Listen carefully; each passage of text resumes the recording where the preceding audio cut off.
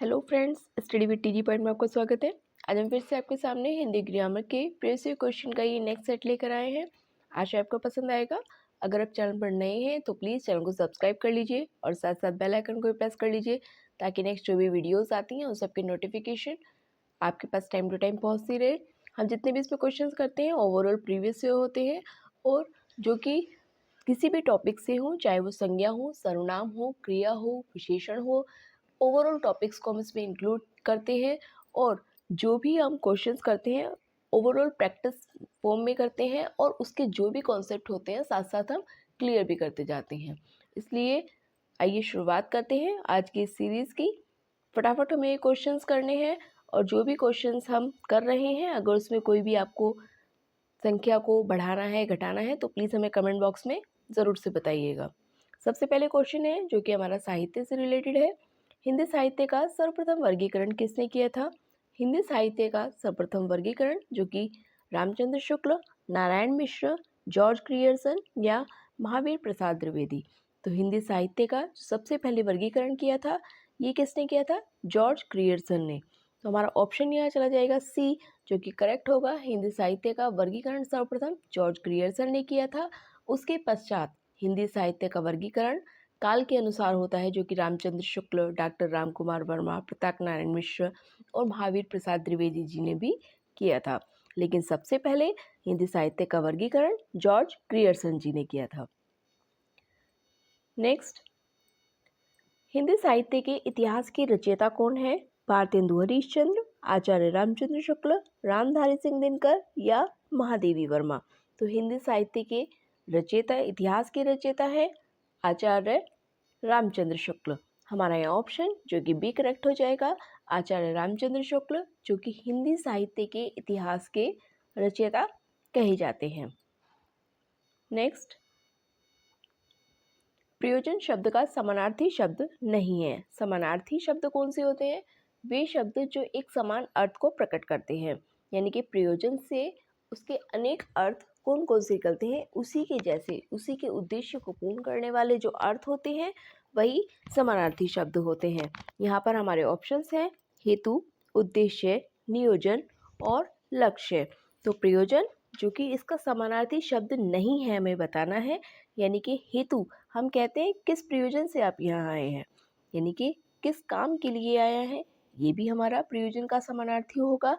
उद्देश्य हम किस उद्देश्य के लिए आए हैं, किस प्रयोजन के लिए आए हैं, ये भी करेक्ट होगा। लक्ष्य आपका यहाँ आने का लक्ष्य क्या है, ये भी प्रयोजन का ही समानार्थी होगा। लेकिन नियोजन जो कि प्रयोजन का समानार्थी नहीं होगा, हमें नेगेटिव वर्ड बताना है तो इसलिए हमारा नेगेटिव वर्ड सी करेक्ट हो जाएगा। नियोजन जो कि प्रयोजन का समानार्थी शब्द नहीं है। नेक्स्ट, ऋजु शब्द का विलोम शब्द क्या है? विलोम क्या होते हैं? विपरीत अर्थ प्रकट करने वाले शब्द विलोम शब्द कहलाते हैं या विपरीतार्थक शब्द को ही विलोम शब्द कहते हैं। ऋजु का विलोम हमें बताना है त्रिकोण, सीधा, सरल या वक्र। तो ऋजु का जो विलोम हो जाएगा ये हो जाएगा वक्र। ऑप्शन नंबर डी वक्र the correct answer. Next, Mukund किसका पर्यायवाची शब्द है? मुकुंद विष्णु, शिव, सूर्य या कामदेव। तो मुकुंद जो कि विष्णु का पर्यायवाची शब्द है। पर्यायवाची शब्द कौन से होते हैं? पर्यायवाची यानी कि जिसको अनेकों अर्थ अनेकों नामों से पुकारा जाता है वे शब्द पर्यायवाची शब्द होते हैं। नेक्स्ट, सीमा अपनी बहन को उपहार देती है, इस वाक्य में कौन सा कारक है? कर्ता कारक, कर्म कारक, संप्रदान कारक या संबंध कारक। सीमा अपनी बहन को उपहार देती है। सर्वप्रथम हमें देखते हैं कि इसमें विभक्ति चिन्ह क्या आ रहा है। अगर हम देखें विभक्ति चिन्ह के लिए तो वैसे तो यहाँ पे को विभक्ति चिन्ह आ रहा है, लेकिन यदि हम बात करते हैं कि उपहार देना ये किस उसमें आता है, सबसे पहले कर्ता कारक को अगर हम देखते हैं, कर्ता ने यानी कि ने विभक्ति चिन्ह हमें जहाँ देखने के लिए मिलती है वहाँ कर्ता कारक होता है।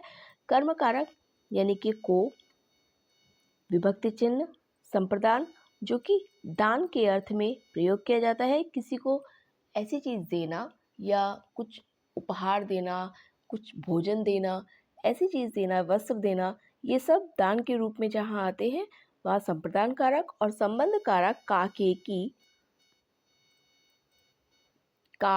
की एक्सेट्रा इस तरह के जो वर्ड्स होते हैं ये सब किस में आते हैं? संबंध कारक में। लेकिन यहाँ पर हमसे पूछा है कि अपनी बहन को उपहार देती है, वाक्य में कौन सा कारक है? कर्म कारक कब होता है? जब हमें कर्म की प्रधानता हो, लेकिन यहाँ पे कर्म नहीं है, यहाँ पर उपहार देने की बात की गई है। उपहार देना यानी कि दान आदि के रूप में यहाँ बात की गई है। तो यहाँ पर जो हमारा ऑप्शन हो जाएगा सी करेक्ट हो जाएगा, क्योंकि उपहार देना एक दान के रूप में चीज़ आती है जहाँ से हम किसी चीज़ की कोई वापसी की इच्छा ना रखें, वहाँ संप्रदान कारक आएगा। तो इसलिए हमारा ऑप्शन यहाँ पर सी करेक्ट हो जाएगा, संप्रदान कारक। नेक्स्ट, अग्निनिष्ठिका का तद्भव रूप क्या है? अग्निनिष्ठिका यानी कि अंगूठी, आग, अंगीठी या आसरा, तद्भव और तत्सम रूप क्या होते हैं? वे शब्द जो संस्कृत भाषा से लिए गए हैं और उन्हें एज इट इज हम प्रयोग करते हैं, वे शब्द तत्सम शब्द होते हैं। जबकि इसके विपरीत ऐसे शब्द जो कि संस्कृत भाषा से आए हैं लेकिन उनका थोड़ा सा फेरबदल उन्हें करके हमने उन्हें सामान्य बोलचाल की भाषा में प्रयोग करना शुरू कर दिया है, वे शब्द तद्भव शब्द होते हैं। अब हम देखते हैं अंगूठी, जिसकी अगर हम देखते हैं इसका तत्सम क्या होगा? अंगूठी का होता है अंगुष्ठी। अंगुष्ठी जो कि अंगूठी का तत्सम होगा। आग, आग का होता है अग्नि। नेक्स्ट, अंगीठी, अग्नि निष्ठ का जो कि अंगीठी का है, इसलिए इसका ऑप्शन हो जाएगा सी। और आसरा, आसरा जो कि अपने आप में एक तद्भव शब्द है और इसका तत्सम हो जाएगा आश्रय, इसलिए हमारा ऑप्शन यहाँ पर सी करेक्ट हो जाएगा। अग्निनिष्ठ का तद्भव अंगीठी होगा। अग्निनिष्ठ का अपने आप में एक तत्सम शब्द है और उसका तद्भव रूप अंगीठी। नेक्स्ट, आप बीती शब्द में कौन सा समास है? द्विगु समास, द्वंद्व समास, तत्पुरुष या कर्मधारय। द्विगु समास जिसमें प्रथम पद संख्यावाची होता है। तत्पुरुष समास जहाँ पर विभक्ति चिन्ह हमें लोप होता है। द्वंद्व समास जहाँ पर मध्य में योजक चिन्ह पाया जाता है और दोनों ही अर्थ या तो समान होते हैं या फिर विपरीतार्थी होते हैं। कर्मधारय जहाँ विशेषण और विशेष्य की प्रधानता होती है। इसलिए आप बीती, अगर हम आप बीती का विच्छेद करते हैं तो इसका मतलब होता है स्वयं पर बीती, यानी कि आप पर बीती। आप पर बीती यानी कि यहाँ पर विभक्ति चिन्ह है। पर विभक्ति चिन्ह जो कि में पर अधिकरण तत्पुरुष के अंतर्गत आता है। यहाँ हमारा ऑप्शन बी करेक्ट हो जाएगा, क्योंकि ये तत्पुरुष समास होगा। तत्पुरुष समास के अंतर्गत ही अधिकरण तत्पुरुष आता है और अधिकरण का विभक्ति चिन्ह में और पर होता है, तो इसलिए हमारा ऑप्शन यहाँ बी करेक्ट हो जाएगा, तत्पुरुष समास। लक्ष्य का अनेकार्थक शब्द है। लक्ष्य का अनेकार्थक यानी कि भिन्न अर्थ प्रकट करने वाले शब्द ही अनेकार्थक शब्द होते हैं। नाम बल, गति और चाल, निशाना और उद्देश्य, सही और गलत। तो लक्ष्य हम कहते हैं आपका लक्ष्य क्या है या आपका उद्देश्य क्या है, आप किस चीज़ को अपना लक्ष्य बनाना चाहते हैं। तो हमारा यहाँ ऑप्शन सी करेक्ट हो जाएगा, क्योंकि नाम और बल जो कि लक्ष्य से रिलेटेड नहीं है, गति और चाल भी नहीं है, सही और गलत भी नहीं है, इसलिए हमारा ऑप्शन सी निशाना और उद्देश्य इज द करेक्ट आंसर।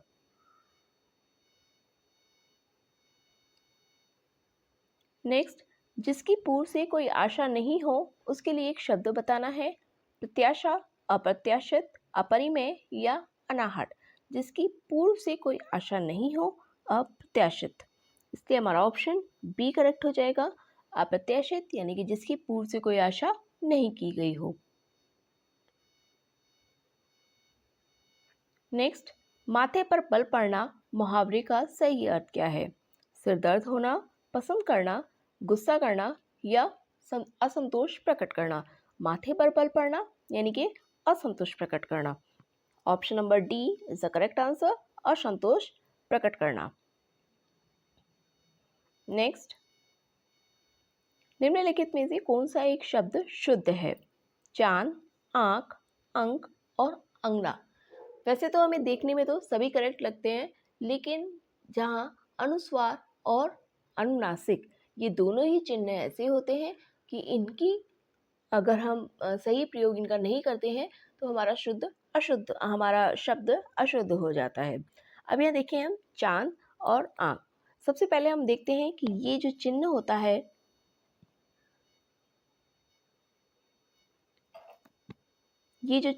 है, ये कौन सा माना जाता है, और एक ये वाला चिन्ह होता है, ये कौन सा माना जाता है? ये वाला चिन्ह जो कि अनुस्वार कहा जाता है,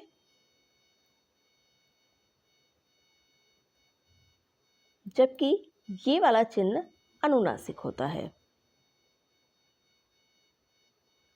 अगर हम देखते हैं अनुस्वार और अनुनासिक, अनुस्वार जो कि सिर्फ नाक से बोला जाता है और अनुनासिक जो कि मुंह और नाक दोनों की सहायता के द्वारा बोला जाता है। अब अगर हम देखते हैं चांद, जो कि अनुस्वार नहीं इसमें लगता है, चांद में हम अनुनासिक का प्रयोग करते हैं, इसलिए ये हमारा आंसर नहीं होगा। आँख में भी हमें अनुनासिक का ही प्रयोग करना होता है, इसलिए ये वाला ऑप्शन भी करेक्ट होगा।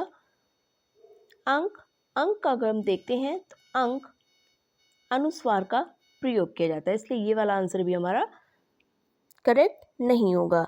अंगना इज द करेक्ट आंसर, क्योंकि अंगना में चंद्र बिंदु नहीं बल्कि अनुस्वार का प्रयोग किया जाता है, इसलिए हमारा ऑप्शन यहाँ पर डी करेक्ट हो जाएगा, अंगना। नेक्स्ट, रात भर जागना स्वास्थ्य के लिए अच्छा नहीं है, रेखांकित शब्द को पहचानिए। भर शब्द क्या है? संबंध सूचक अव्यय, विशेषण, भाववाचक या समुच्चय बोधक अव्यय। अगर हम देखते हैं जहाँ पर किसी बात को जोर देने की बात की गई है तो वहाँ अव्यय के रूप में उसका प्रयोग किया जाता है। अव्यय जहाँ पर हम देखिए संबंध सूचक अव्यय यानी कि जो दो शब्दों के बीच संज्ञा या सर्वनाम या शब्द होते हैं उनके बीच में हमें संबंध को बताता है, उनके बीच में हमें रिलेशन को बताता है। विशेषण जहाँ पर संज्ञा सर्वनाम शब्दों की विशेषता को बताया जाता है। भाववाचक जहाँ पर फीलिंग्स की बात हो, या समुच्चय बोधक यानी कि जिसे हम कंजक्शन भी कहते हैं, जो दो वाक्यों को आपस में जोड़ने का काम करते हैं, वे शब्द समुच्चय बोधक अव्यय होते हैं। लेकिन यहाँ अगर हम देखते हैं रात भर यानी कि रात पर जोर दी गई है, रात के बारे में संबंध क्रिएट कर रहा है भर शब्द, इसलिए हमारा ऑप्शन यहाँ पर ए करेक्ट हो जाएगा, संबंध सूचक अव्यय यानी कि भर शब्द जो है ये संबंध सूचक अव्यय को दर्शा रहा है। हिंदी साहित्य के काल विभाजन के अनुसार आदिकाल का काल विभाजन क्या है? हिंदी साहित्य के काल विभाजन के अनुसार अगर हम देखते हैं आदिकाल का काल विभाजन क्या है? काल विभाजन जो है आचार्य रामचंद्र शुक्ल के अनुसार दिया गया था। उन्होंने यह काल विभाजन सन 1920 में दिया था। अब यह जो काल विभाजन है ये मुख्यतः 4 रूपों में ही दिया गया था: आदिकाल, भक्तिकाल, रिद्धिकाल और आधुनिक काल। अगर हम देखते हैं आदिकाल सन 650 ईस्वी से 1350 ईस्वी तक आदिकाल माना जाता है, यानी कि ये वाला पोर्शन आदिकाल का हो जाएगा। उसके बाद पूर्व मध्यकाल उसे भी कहा जाता है भक्तिकाल को, जो कि 1350 ईस्वी से 1650 ईस्वी यानी कि इसे भक्तिकाल कहा गया था, जो कि पूर्व मध्यकाल भी कहा गया है। उसके बाद 1650 ईस्वी से 1850 ईस्वी जो कि रीतिकाल बताया गया था, और उसके बाद 1850 ईस्वी से अब तक आधुनिक काल के रूप में जाना जाता है। इसलिए हमारा ऑप्शन यहाँ पर पूछा है हमें कि हिंदी साहित्य की काल विभाजन के अनुसार आदिकाल का समय का क्या है? आदिकाल का समय जो कि 650 ईस्वी से 1350 ईस्वी तक माना जाता है, इसलिए हमारा ऑप्शन यहाँ बी करेक्ट हो जाएगा। नेक्स्ट, कनुप्रिया के रचयिता कौन है? रागे राघव, भगवती चरण वर्मा, नागार्जुन या धर्मवीर भारती। तो कनुप्रिया के रचयिता जो कि धर्मवीर भारती जी होंगे, हमारा ऑप्शन यहाँ डी करेक्ट हो जाएगा। धर्मवीर भारती जी। नेक्स्ट, निम्नलिखित में से कौन सा शब्द देशज है? लाश, पतलून, औरत या धड़ाम। अब देशज शब्द की अगर हम बात करते हैं, देशज और विदेशी शब्द जो होते हैं, विदेशी शब्द यानी कि जो अन्य भाषाओं से या अन्य जगहों से हमने लिए हैं, अन्य स्थानों से लिए हैं, वे विदेशी शब्द होते हैं। और देशज शब्द जो कि अपने देश के शब्द होते हैं या फिर उन्हें सामान्य बोलचाल की भाषा में प्रयोग किया गया है या उनका हमें नहीं पता है कि उनकी उत्पत्ति किस रूप में हुई है, कहाँ से हुई है। अगर हम देखें तो यहाँ धड़ाम शब्द जो कि एक देशज शब्द है। नेक्स्ट, अलंकार में किस उपसर्ग का प्रयोग किया गया है? उपसर्ग शब्द क्या होते हैं? उपसर्ग ऐसे शब्द जो कि किसी संज्ञेय सर्वनाम शब्द के या धातु के प्रारंभ में आकर जुड़ते हैं और उसके अर्थ में परिवर्तन ला देते हैं, वे शब्द उपसर्ग होते हैं। उपसर्ग पहले जुड़ते हैं आगे, और इसके विपरीत प्रत्यय की अगर हम बात करते हैं तो प्रत्यय शब्द के अंत में आकर जुड़ते हैं। तो इसलिए प्रारंभ में जुड़ने वाले शब्द ही उपसर्ग होते हैं। और अलंकार में अगर हम देखें, ये दो शब्दों से मिलकर बनाया है अलम धनकार। अलम धनकार, यानी कि इसमें पूछा है हमसे उपसर्ग क्या है? उपसर्ग जो कि अलम होगा, यानी कि option number C is the correct answer. Alum जो कि अलंकार का उपसर्ग होगा। नेक्स्ट, करपट का तद्भव रूप क्या है? कपाट, कपूर, कारपेट या कपड़ा। तो करपट यानी कि कपड़ा, option number D is the correct answer. करपट यानी कि कपड़ा। नेक्स्ट, राम आम खाता है, इसमें वाच्य का कौन सा रूप है? भाववाच्य, कृतवाच्य, उभयवाच्य या कर्मवाच्य। भाववाच्य क्या होते हैं? वाच्य मुख्यतः तीन प्रकार के होते हैं, कृतवाच्य, कर्मवाच्य और भाववाच्य। जहाँ पर कर्ता की प्रधानता होती है वहाँ कर्तावाच्य होता है, जहाँ कर्म की प्रधानता होती है वहाँ कर्मवाच्य, और जहाँ पर फीलिंग्स की बात की गई यानी कि मुझसे खाया नहीं जाता, मुझसे पहना नहीं जाता, मोस्टली नहीं वर्ड का इसमें प्रयोग किया जाता है, जहाँ पर भाववाच्य होता है। अब यहाँ हम देखें, राम आम खाता है, इसमें राम की बात की गई यानी कि कर्ता पर जोर दिया गया है, तो इसलिए हमारा ऑप्शन यहाँ पर बी करेक्ट हो जाएगा, कृतवाच्य, यानी कि इसमें कृतवाच्य का प्रयोग किया गया है। नेक्स्ट, किस वाक्य में संबंध बोधक अव्यय का प्रयोग हुआ है? ऐसा काम मत करो, मैं पीछे आया था, मैं ये काम नहीं करूँगा, मैं काम के पीछे आया था। अगर हम इस पे देखते हैं, संबंध बोधक, संबंध यानी कि ऐसे शब्द जो कि किसी के साथ अपने रिलेशन को क्रिएट करें। ऐसा काम मत करो, इसमें हमें कोई भी संबंध नहीं दर्शा रहा है, इसलिए ये भी हमारा ऑप्शन नहीं होगा। मैं पीछे आया था, किसके पीछे आया था? कोई रिलेशन हमें नहीं एग्जिस्ट हो रही है। मैं ये काम नहीं करूँगा, ये भी नहीं होगा, बल्कि मैं काम के पीछे आया था। काम के पीछे आना ये काम से अपने संबंध को बता रहा है, इसलिए हमारा ऑप्शन यहाँ पर डी करेक्ट हो जाएगा। मैं काम के पीछे आया था, के पीछे शब्द ही संबंध बोधक अव्यय का साधक होता है। नेक्स्ट, वह आया और मैं गया, इस वाक्य में समुच्चय बोधक शब्द क्या है? समुच्चय बोधक शब्द जो कि अभी हम बात करके आए हैं, यानी कि कंजक्शन वर्ड्स को कहते हैं। कंजक्शन वर्ड क्या होते हैं? ऐसे वाक्य, ऐसे शब्द जो कि दो वाक्यों को जोड़ने का काम करते हैं, वही शब्द समुच्चय बोधक शब्द होते हैं। जैसे वह आया, ये हमारा एक सेंटेंस हो जाता है, मैं गया, ये हमारा एक सेंटेंस हो जाता है। इन दोनों ही वाक्यों को जोड़ने का काम और शब्द कर रहा है, यही हमारा समुच्चय बोधक शब्द होगा, इसलिए हमारा ऑप्शन यहाँ सी करेक्ट हो जाएगा, और जो कि एक समुच्चय बोधक शब्द है। नेक्स्ट, हाय अब मैं क्या करूं, इस वाक्य में विस्मयादि बोधक शब्द क्या है? विस्मयादि बोधक शब्द जिससे हमें भाव, दशा, विस्मय, इन चीज़ों का पता चलता है, वहाँ विस्मयादि बोधक शब्द होते हैं। हाय अब मैं करूं, यानी कि इसमें हाय शब्द जो कि एक भावना को, एक फीलिंग को दर्शा रहा है, यही हमारा शब्द विस्मयादि बोधक शब्द होगा, इसलिए हमारा ऑप्शन यहाँ ए करेक्ट हो जाएगा, हाय। नेक्स्ट, जिन अव्ययों का संबंध वाक्य से नहीं वक्ता के हर्ष, शोक आदि भावों से होता है वे क्या होते हैं? विस्मयादि बोधक अव्यय, संबंध सूचक अव्यय, क्रिया विशेषण या समुच्चय बोधक अव्यय। समुच्चय बोधक हम अभी बात करके गए हैं, यानी कि कंजक्शन वर्ड्स को कहते हैं जो दो वाक्यों को जोड़ने का काम करते हैं। क्रिया विशेषण ऐसे शब्द जो क्रिया शब्दों की विशेषता को बताते हैं। जैसे मोहन तेज तेज चलता है। अब मोहन चलता है, चलना एक क्रिया हो गई है, और चलने की विशेषता होना तेज तेज होना, यानी कि चलने की जो विशेषता है तेज होना, वही क्रिया विशेषण शब्द है। इसलिए ये भी हमारा ऑप्शन नहीं होगा। संबंध सूचक जो कि दो शब्दों में संबंध को क्रिएट करते हैं, ये भी हमारा नहीं होगा। जिसमें कि अभी हम बात करके गए हैं हर्ष, शोक आदि भावों के बारे में अगर हमें पता चलता है तो वहाँ विस्मयादि बोधक अव्यय होता है। इसलिए हमारा ऑप्शन यहाँ ए करेक्ट हो जाएगा, विस्मयादि बोधक अव्यय।